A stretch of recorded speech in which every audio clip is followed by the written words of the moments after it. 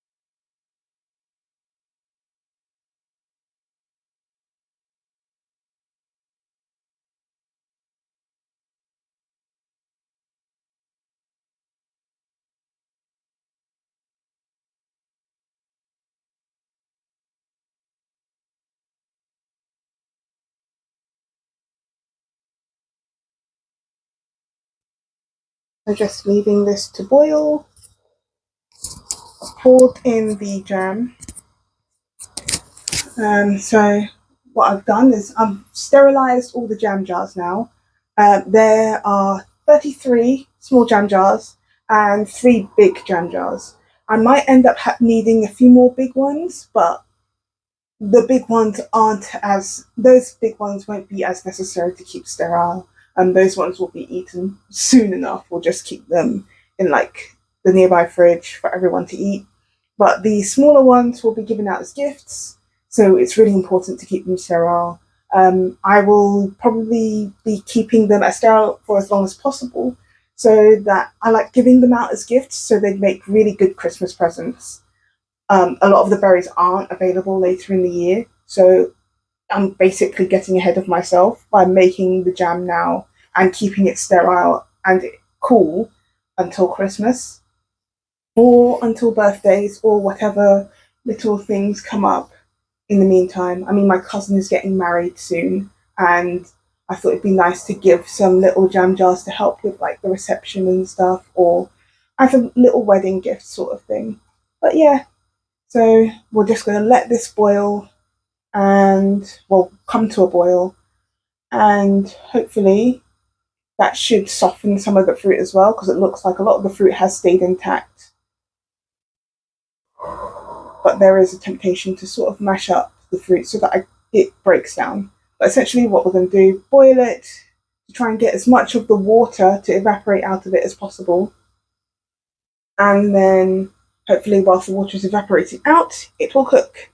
And whilst that is going on, the jam jars are sterilizing, and they only need about 15 to 20 minutes to sterilize. But it's nice to get ahead of myself and have them all ready and sterilized once the jam is ready. So, yeah, we'll just let that go.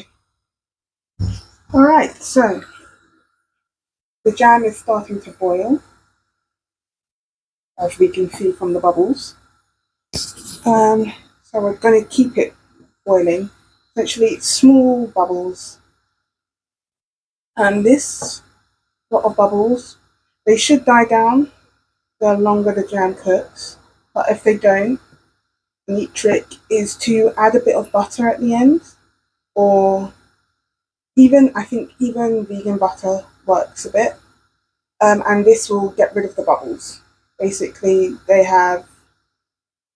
I think they I think some places call it scum. I don't know. It doesn't have any adverse taste on the jam itself. It just makes it look not so great, especially if you want like a clear jam and you find some bubbles on top. It doesn't look great, but it will disappear over time. So we're just going to leave that a bit longer to boil. It's heating up, but it's not quite boiling yet. What you can do, if you want, is use a jam thermometer. I'm not a jam thermometer type of girl. I have a jam thermometer, but I just prefer to use to basically go off instinct and to use what I well to use my eyes kind of.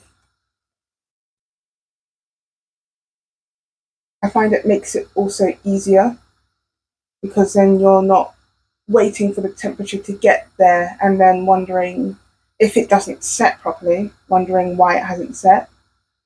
At least without it, you know why it hasn't set because you haven't left it long enough. So I'm just going to leave that for a bit longer. So we're back. The jam has started boiling and it's almost boiling over. So I do not think I picked a big enough pan for this, but hopefully if I keep stirring whilst it boils, it should prevent it from boiling over the sides. If I lose some over the sides, it should be fine. Preferably, I do not want to lose any over the sides, but I could not find a bigger pan, so I probably do need to get a bigger pan for jam making.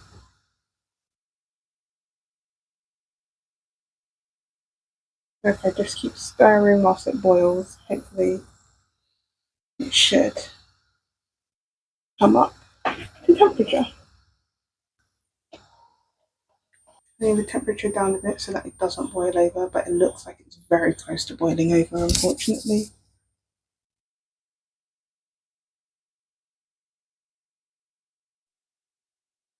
What I might have to do is I might have to scoop some off quickly and then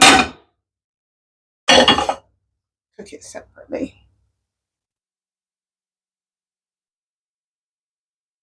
So if I scoop some off, this doesn't usually happen, not gonna lie.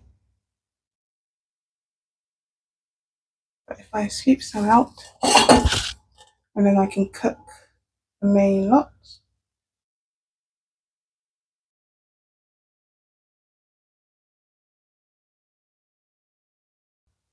And moral of the story is AJ needs a new jam pan.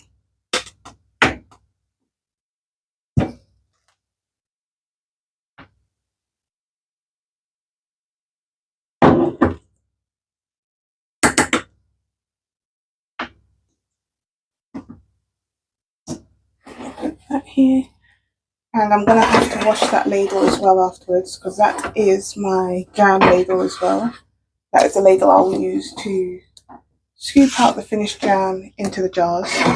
But ideally that also needs to be sterile as the jam will be cooked at that point.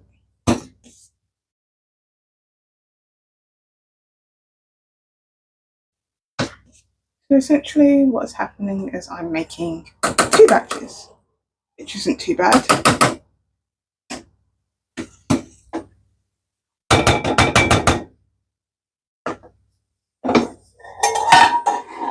Put this on the back one. And the back one also heats very well, so it should be fine. Now my jam can boil. And I'll use the same spoon for both.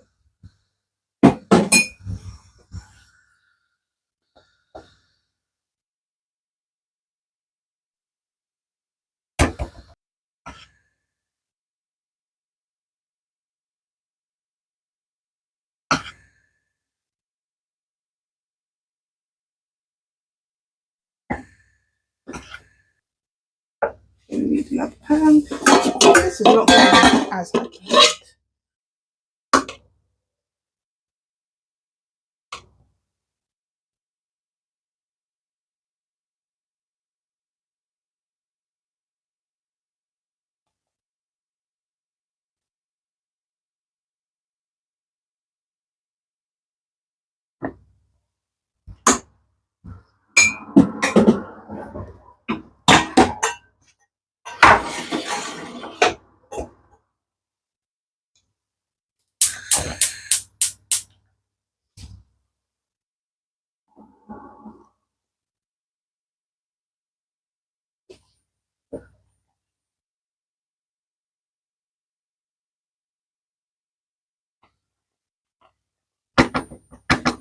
So let all this jam boil for a while.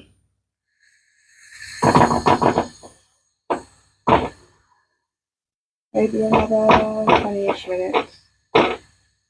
I'm definitely going to need some more jars. There is a lot more jam than I thought there would be. But we live and we learn. We'll let the boiling ones boil. We'll bring the other one up to a boil.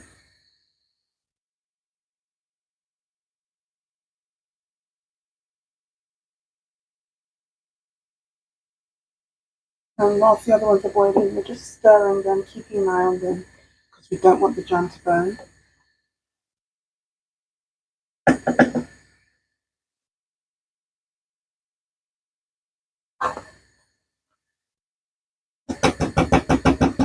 Keep it at a rolling boil for a couple of minutes at least.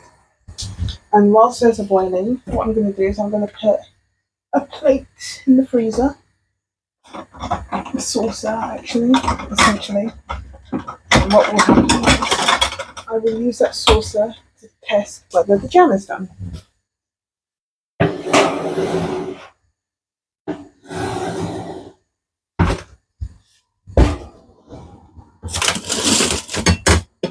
I'm not a perfect jam maker. Well, definitely not a perfect jam maker, so I will always make a couple of mistakes, but you know what? As long as it tastes good. I think this one is almost ready.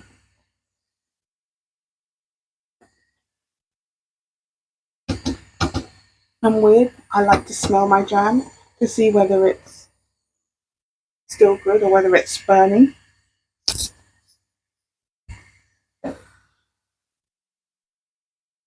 I think this one is getting closer and closer to ready. You can generally tell from the way it bubbles. I stir it a bit. Yeah.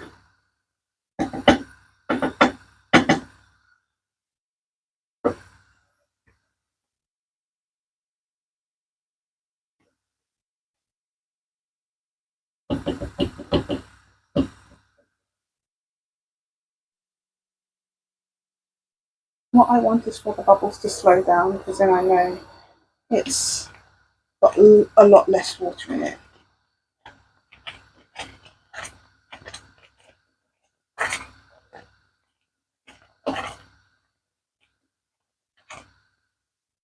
And if you've noticed, the scum has actually gradually disappeared over time. Not just because I've scooped some out. Over time, it just sort of disappears. Especially when I stir.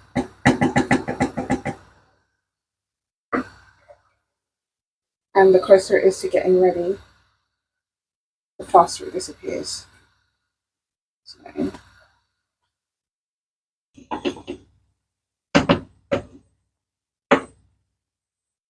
I think this one is almost ready. Yep, so that's very close to ready. So what I'm going to do is I'm going to turn it down, all the way down. And hopefully,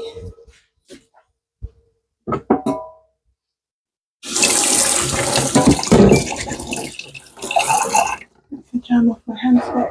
Hopefully, my frozen plate, well, my cold plate is now frozen. What I'm going to do is I'm going to test to see whether the jam is ready. What I do is I tip it to the side to see how far it goes down, and then see if it wrinkles. Doesn't dribble a lot. The fruit has broken down massively.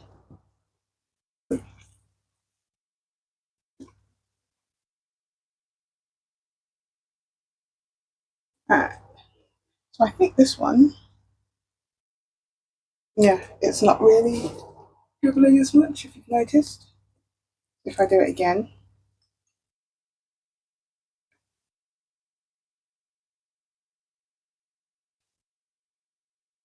Yep, it's not dribbling much at all. So I'm going to put this back in the freezer because that will be for the next pot. But this jam is essentially ready. And what I can do is I can take it off the heat and set it to the side to cool. It needs about 15 to 20 minutes to cool down. Ouch.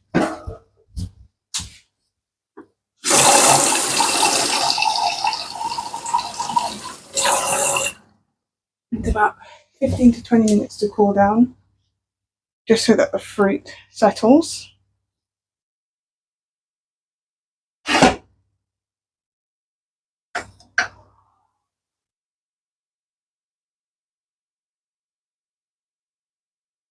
And whilst that is going, I just continue cooking the other two.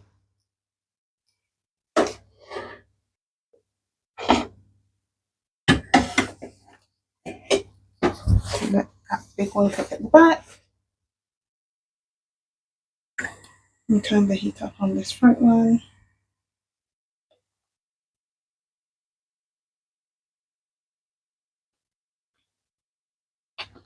What I've definitely noticed is that jam making is a very hot activity. Not exactly something fun to do in the summer, especially when you're just coming out of a heat wave.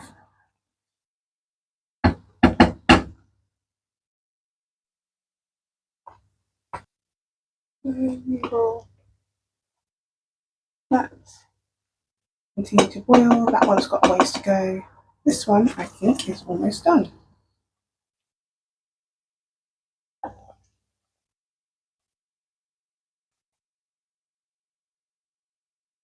Yeah, that one should be almost done. So what I'm going to do again, get my plate out. There is still space on the plate. So we do. Oh, that one looks a lot darker than the first one as well. Oh, but it's still quite runny. It does stop quickly. It might be that I put on too much jam. There we go. Yeah, it's still quite runny. So I'm going to leave it to go for a bit longer. And whilst I do that, I'm going to switch plates. So get another plate out in the freezer. And I'm just going to leave it on low. So since that first pot of jam is pretty much cooling, what I'm going to do is I'm going to clean my ladle and put it in the oven to sterilize with the rest of the stuff. That way, when it's finally cooled down after about 15 minutes, all the ladle is sterilized and I can start potting up the smaller jam jars. This I think is ready now. Let's give it a check.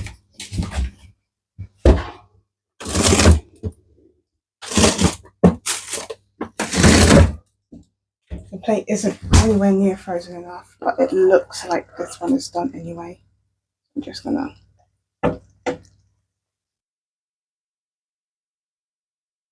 that might be because the plate isn't frozen.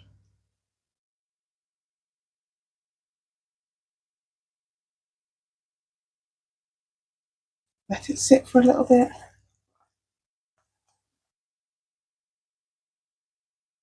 And then, yeah, I think this one is ready as well. So put it back in and I'll leave it for the last one. I'll bring the last one forward. So let's move this one over. And this one forward.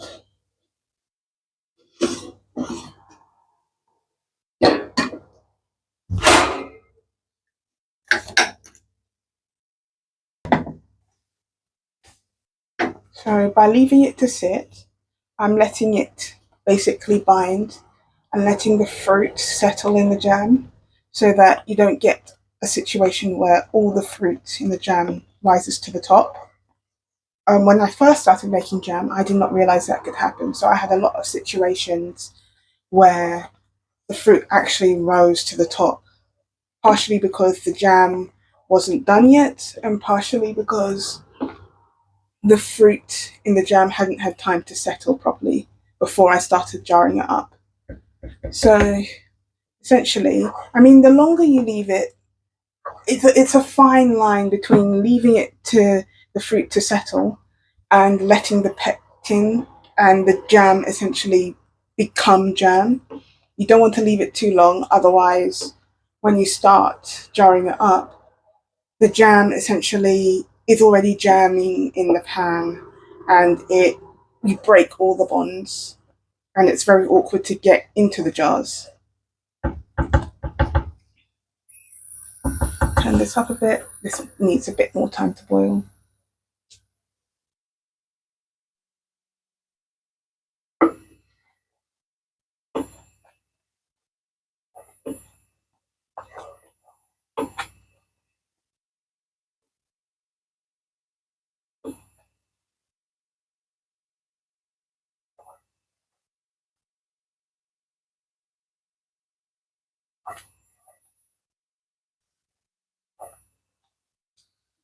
Right, this looks like it's almost ready.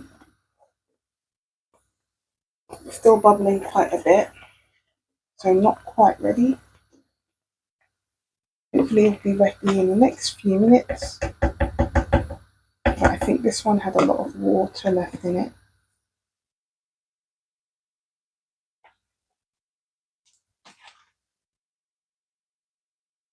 What I'll do, just to check anyway, it might be that it actually is ready. So I'm just going to get my plate out.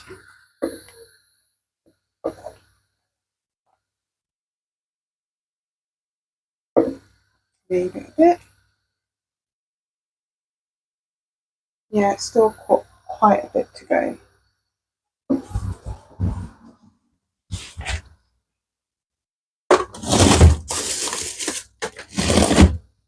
So if we bring it up more.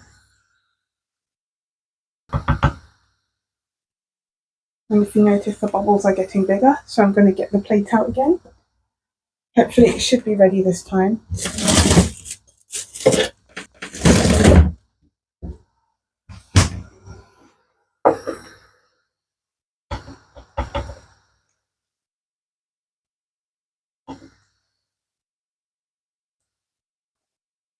I'm looking at this one inside, and this is very, very much ready. This one's small, just the test.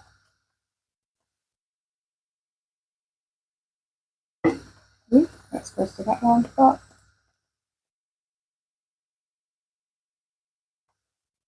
it is ready. It does wrinkle very well.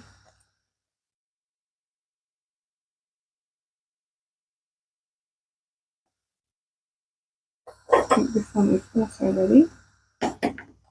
So now that all three are essentially ready,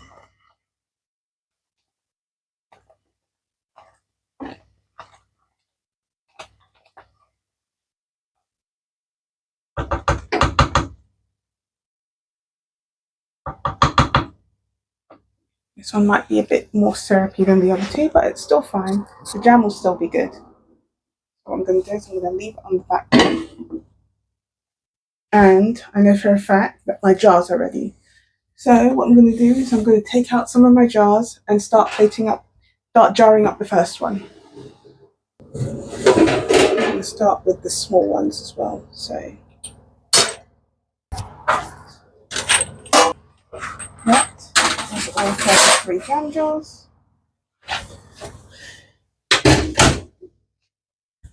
And the ladle is still hot.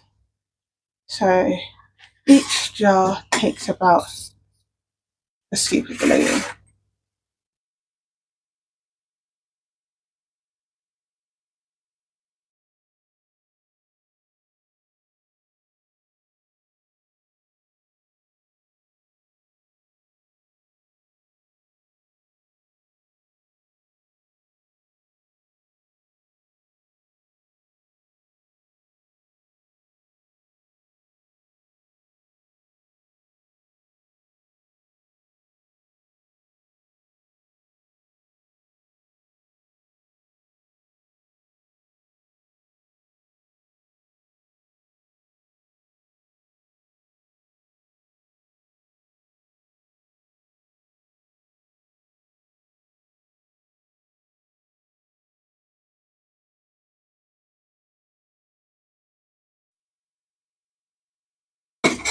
So I think that is the first pot that I did.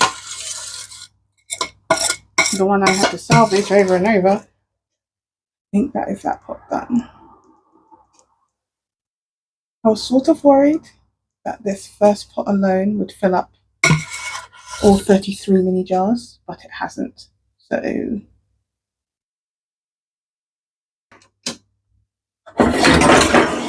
alright, now we're going to move on to the next jam, next set of jam.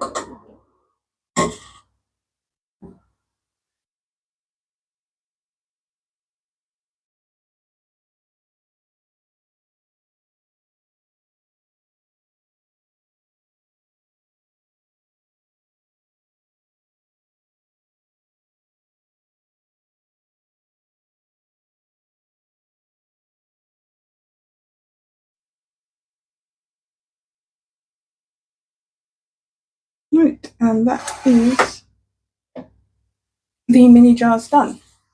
So these I'm going to go and leave to cool. They will cool overnight. I'll leave them open to cool first, and then what I'm going to do is I'm going to put the lids, which are also currently sterilizing. Once they've cooled for a bit, I'll put the lids on top just to protect them while they're cooling the rest of the way. So let's get rid of these ones.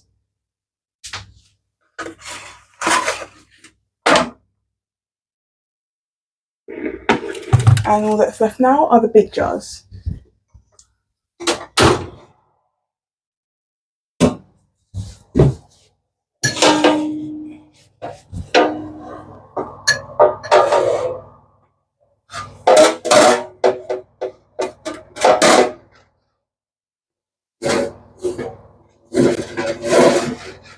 Now these big jars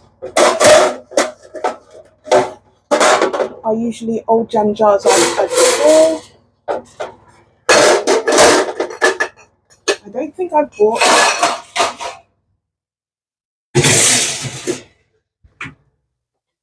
Right, you can turn that off and leave the lids to cool. I genuinely don't think I've bought jam.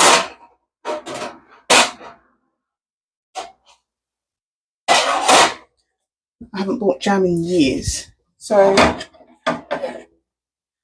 and it's mostly because I like making it. So what I'm going to do is I'm going to fill the big ones first. That way, if I don't need to use all three, kind of saves jars. Because if I only use maybe the two big ones, then I've got the third one available for later.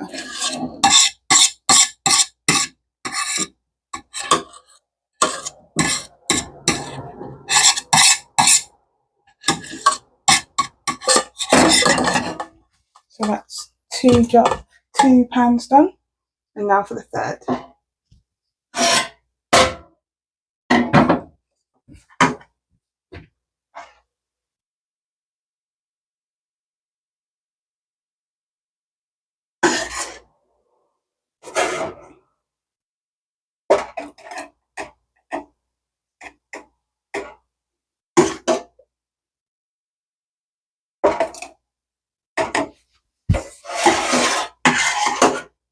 I probably will end up using all three though.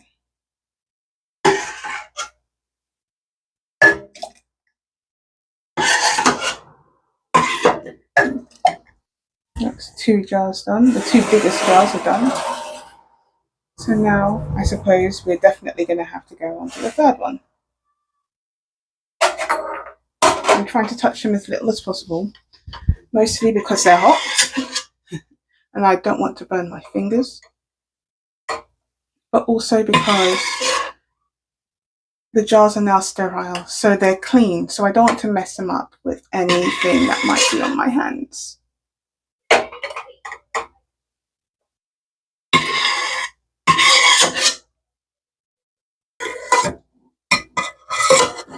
So usually I do not get it exactly right, but looks like this time I have.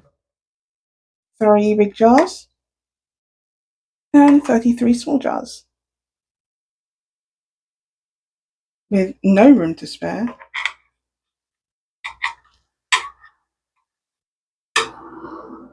Doesn't matter if it's a bit messy. It will clean off once it's cooled down. So, and that's it.